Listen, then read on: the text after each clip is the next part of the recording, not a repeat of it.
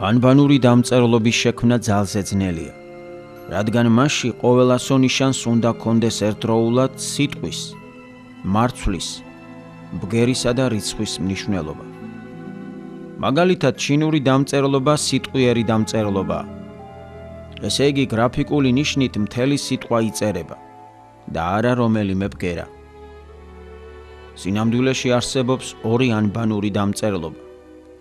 სემური, ეგრეთ წოდებული ფინიკიურ ებრაული და ქართული ანბანური დამწერლობა.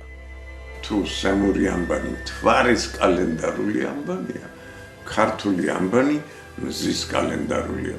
ანბანში ყოველი ასო-ნიშანი რიცხვის აღმნიშვნელია.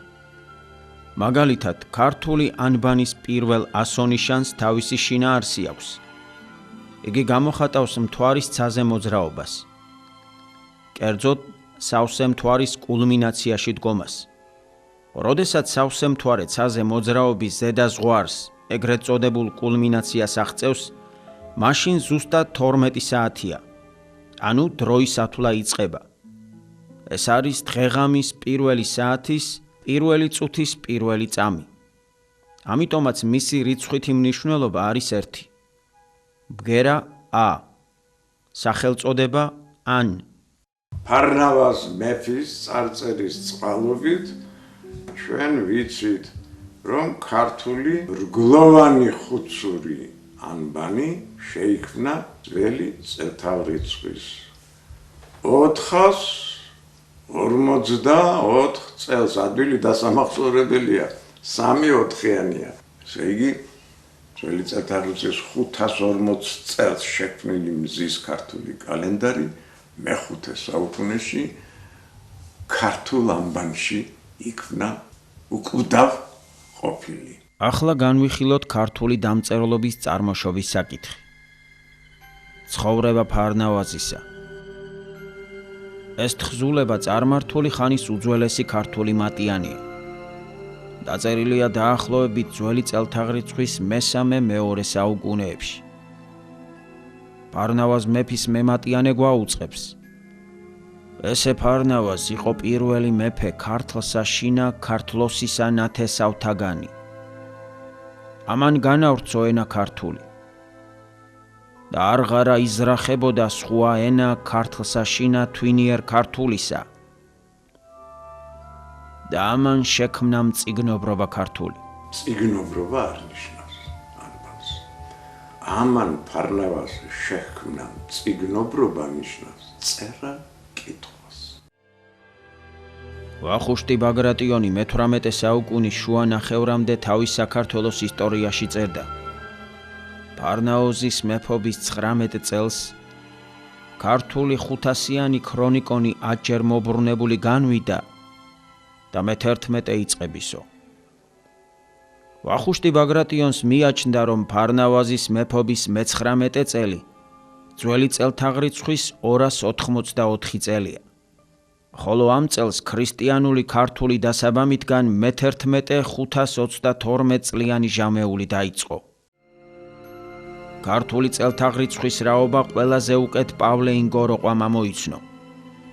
მან ქართული ეროვნული წელთაღრიცხვა ქართულ კალენდარს და ქართული მწიგნობრობის შემოღებას დაუკავშირა.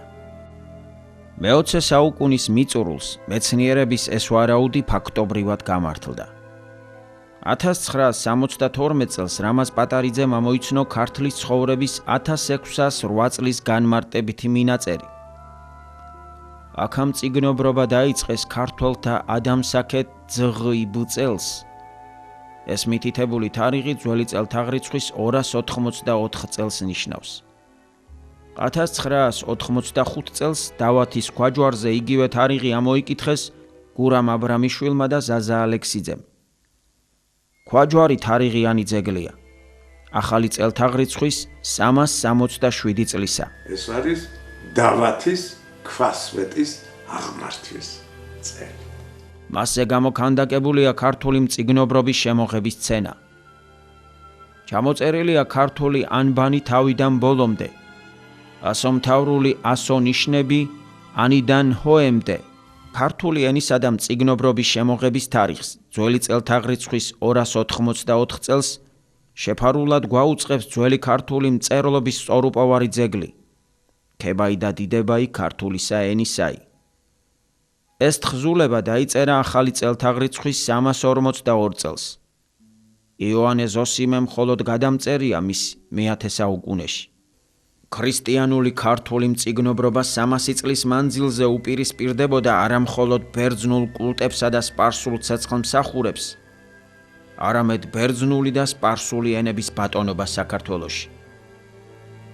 ეს უშეღავათო ბრძოლა ქართული ქრისტიანული მწიგნობრობის გამარჯვებით დასრულდა 311 წელს მეფე მირიანის წინამძღოლობით. ამიტომაც არიან დავათის ქვაჯვარზე გამოსახულნი მეფე ფარნავაზი, ქართული სახელმწიფო მწიგნობრობის შემომღები, ძველი წელთაღრიცხვის 284 წელს და მეფე მირიანი, ქართული სახელმწიფო მწიგნობრობის ამაღორძინებელი 311 წელს.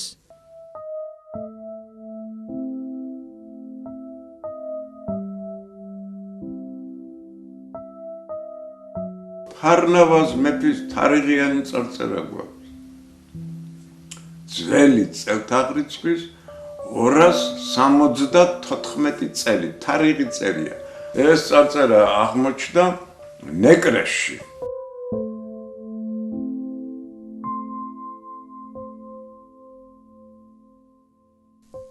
ჩვენამდე მოღწეული პირველი წერილობითი ძეგლები გვხვდება მე-5 საუკუნეში. პალესტინის ჯვრის მონასტრის წარწერა და ბოლნისის სიონის წარწერა. პირველი ქართული ანბანი მგლოვანია.